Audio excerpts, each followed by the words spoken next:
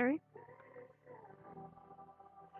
In the days when judges ruled, there was a famine in the land. So a man from Bethlehem in Judea, together with his wife and 2 sons, went to live for a while in the country of Moab. The man's name was Elimelech.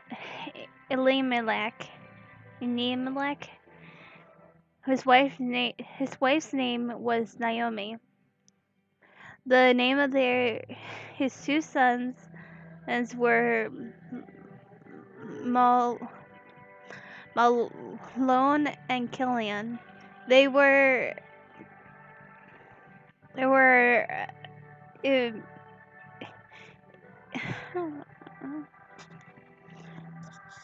Ephraimites from Bethlehem, Judea. They went to Moab and lived there. Now Elimelech, Naomi's husband, died. She was left with her 2 sons. They married Moabite women, one named Oprah, the other named Ruth. After they had lived there about 10 years, both Malone and Killian also died. And Naomi was left without her 2 sons and her husband. When Naomi heard in Moab that the Lord had come to the aid of his people by providing food for them, she and her daughters-in-law prepared to return home from there. With her 2 daughters-in-law, she left the place where she had been living and set out on the road that would take them back to the land of Judea. Then Naomi said to her 2 daughters-in-law, "Go back, each of you, to your mother's home. May the Lord show you kindness as you have shown kindness to your dead husbands and to me. May the Lord grant that each of you will find rest in the home of another husband." Then she kissed them goodbye, and they wept aloud and said to her, "We will go back with you to your people." But Naomi said, "Return home, my daughters. Why would you come with me? Am I going to have any more sons who could become your husbands? Return home, my daughters. I am too old to have another husband, even if I thought there was still hope for me. Even if I had a husband tonight and then gave birth to sons, would you wait until they grew up? Would you remain unmarried for them? No, my daughters. It is more bitter for me than for you, because the Lord's hand has turned against me."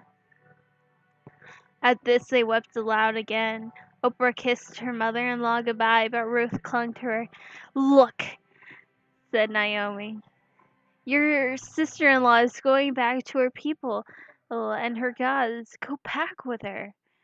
But Ruth replied, "Do not urge me to leave you or to turn back from you. Where you go, I will go. Where you stay, I will stay. Your people will be my people, and your God, my God. Where you die, I will die, and there I will be buried. May the Lord deal with me ever so severely if even death separates you and me." When when Naomi realized that Ruth was determined to go with her, she stopped urging her. So the 2 women went on until they came to Bethlehem. When they arrived in Bethlehem, the whole town was stirred because of them. The woman exclaimed, "Can this be Naomi? Do not call me Naomi," she told them. "Call me Mara, because the Almighty has made my life very bitter.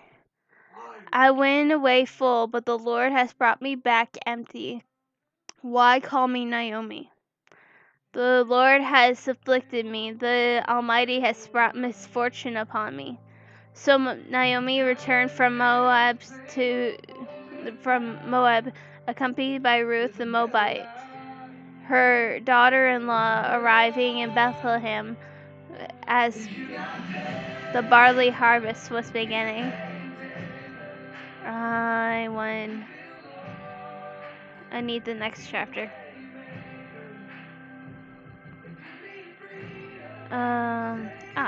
There you are.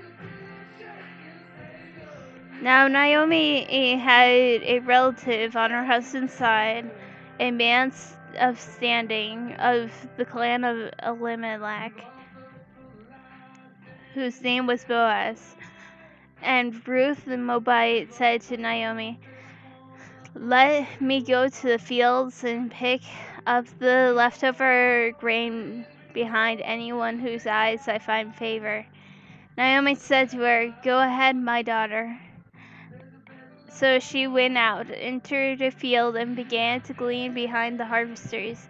As it turned out, she was working in a field belonging to Boaz, who was from the clan of Elimelech. Just then Boaz arrived from Bethlehem and greeted the harvesters. "The Lord be with you." "The Lord bless you," they answered. Boaz asked the overseer of his harvesters, "Who does that young woman belong to?" The overseer replied, "She is the Moabite who came back from Moab with Naomi." She said, "Please let me glean and gather among the sheaves behind the harvesters." She came into the field and has remained here from morning until now, except for a short rest in the shelter. So Boaz said to Ruth, "My daughter, listen to me. Do not go and glean in another field, and do not go away from here. Stay here with the women who work for me. Watch the field where the men are harvesting, and follow along after the women. I've told my men not to lay a hand on you, and whenever you are thirsty, go and get a drink from the water jars the men have filled." At this she bowed down with her face to the ground and asked him, "Why have I found such favor in your eyes that you notice me, a foreigner?" Boaz replied, "I have been told all about you and what you have done for your mother-in-law since the death of your husband, how you have left your father and mother and your homeland and came to live with a people you did not know before. May the Lord repay you for what you have done. May you be richly rewarded by the Lord, the God of Israel, under whose wings you have come to take refuge. May I continue to find favor in your eyes, my Lord." And she said, "You have put me at ease by speaking kindly to your servant, though I do not have the standing of one of your servants." At mealtime, Boaz said to her, "Come over here, have some bread and dip it in the vinegar." When she sat down with the harvesters, he offered her some roasted grain. She ate all she wanted and had some left over. As she got up to glean, Boaz gave orders to his men, "Let her gather among the sheaves, and do not reprimand her. Even pull out some stalks for her from the bundles, and leave them for her to pick up, and do not rebuke her." So Ruth gleaned in the field until evening. Then she thrashed the barley she had gathered. It amounted to a ephah. She carried it back to town, and her mother-in-law saw how much she had gathered. Ruth also brought out and gave her what she had left over. After she had eaten enough, her mother-in-law asked, "Where did you glean today? Where did you work? Bless the man who took notice of you." Then Ruth told her mother-in-law about the one whose place she had been working. "The name of the man I worked with today is Boaz," she said. "The Lord bless him," Naomi said to her daughter-in-law. "He is not soft, showing kindness to the living and the dead." She added, "That man is our close relative. He is one of our guardian redeemers." Then Ruth the Moabite said, "He even said to me, 'Stay with my workers until they finish harvesting all my grain.'"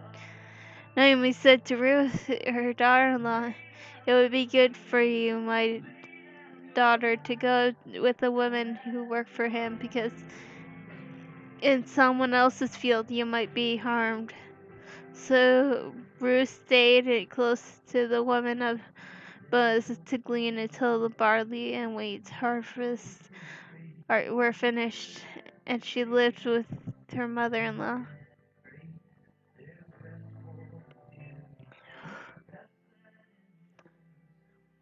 One day Ruth's mother-in-law, Naomi, said to her, "My daughter, I must find a home for you, where will be provided for.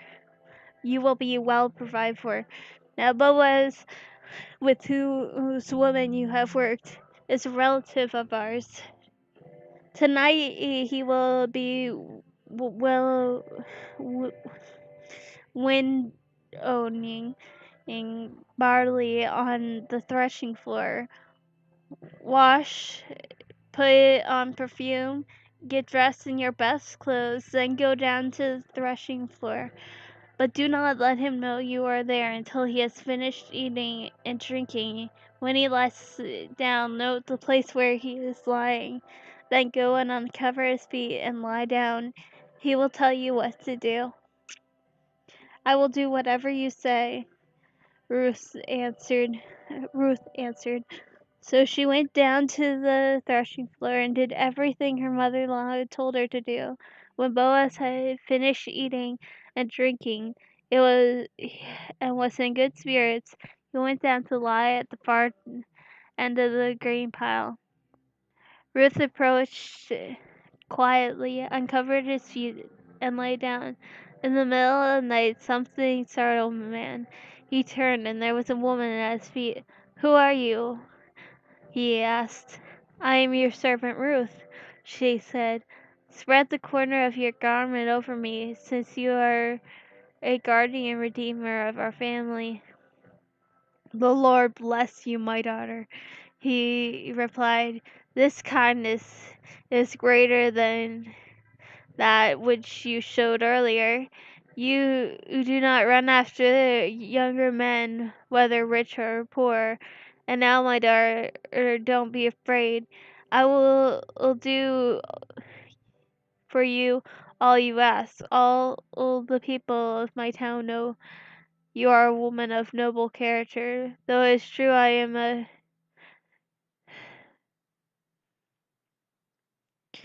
guardian redeemer of our family, there is another who is more closely related than I. Stay here for the night, and in the morning, if he wants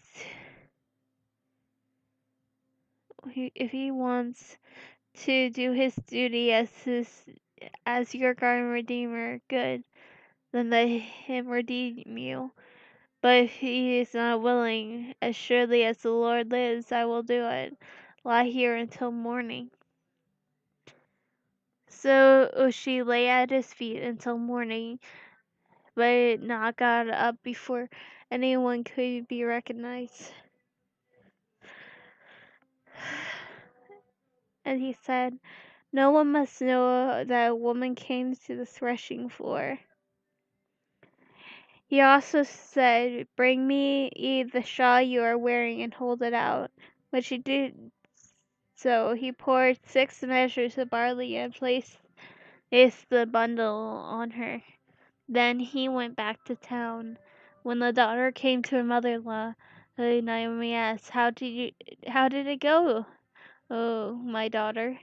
Then she told her everything Boaz had done for her, and added, "He gave me these 6 measures of barley, saying, 'Don't go back to your mother-in-law empty-handed.'"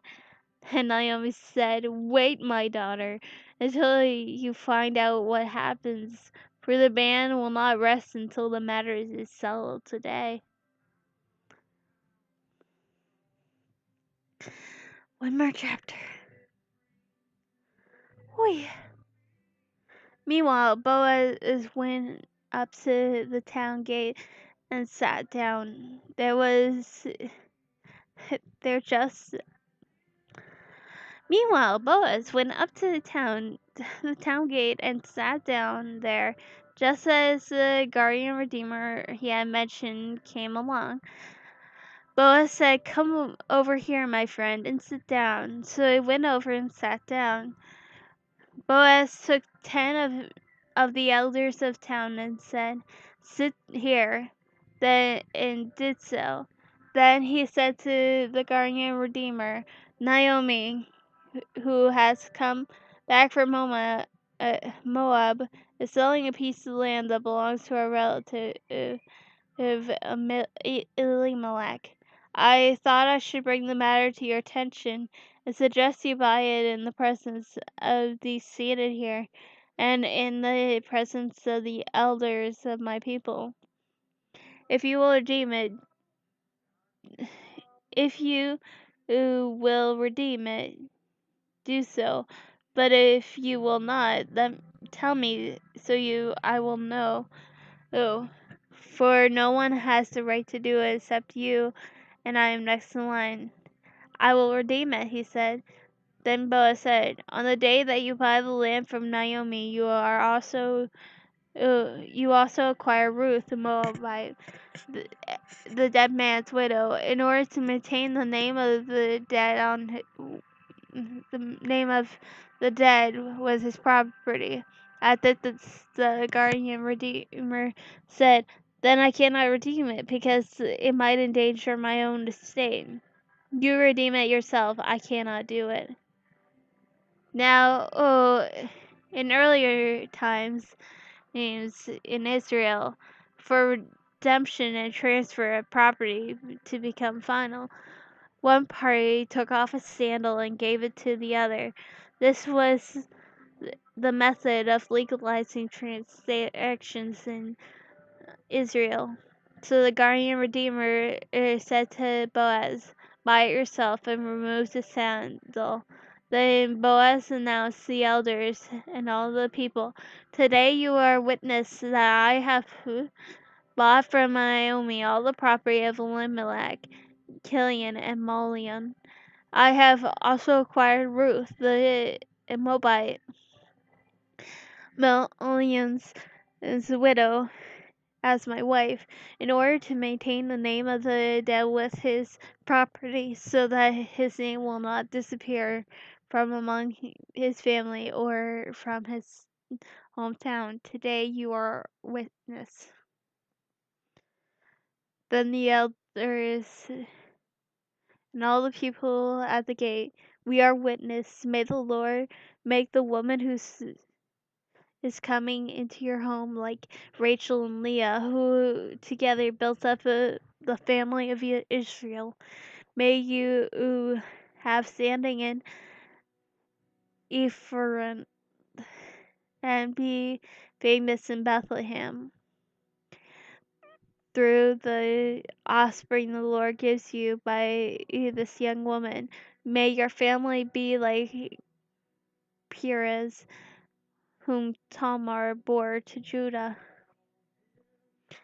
Naomi gains a son. So Boaz took Ruth, and she became his wife, and he made love to her. The Lord enabled her to conceive, and she gave birth to a son. The woman said to Naomi, "Praise be to the Lord, who this day has not left you without a guardian redeemer. May he be famous throughout Israel. He will renew your life and sustain you in your old age. For your daughter-in-law who loves you and who is better to you than 7 sons, having given him birth. Then Naomi took the child in her arms and carried him. The woman living there said, Naomi has a son, and they named him Obed. He was the father of Jesse, the father of David. This is then the family line of Perez. Perez was the father of Huron, and Huron the father of Ram, and Ram the father of Amilad, Amilad the father of Nash, Nashon the father of Salmon, Salmon the father of Boaz, Boaz the father of Abed, Abed the father of Jesse, and Jesse the father of David. And David's lineage leads to Jesus. All right.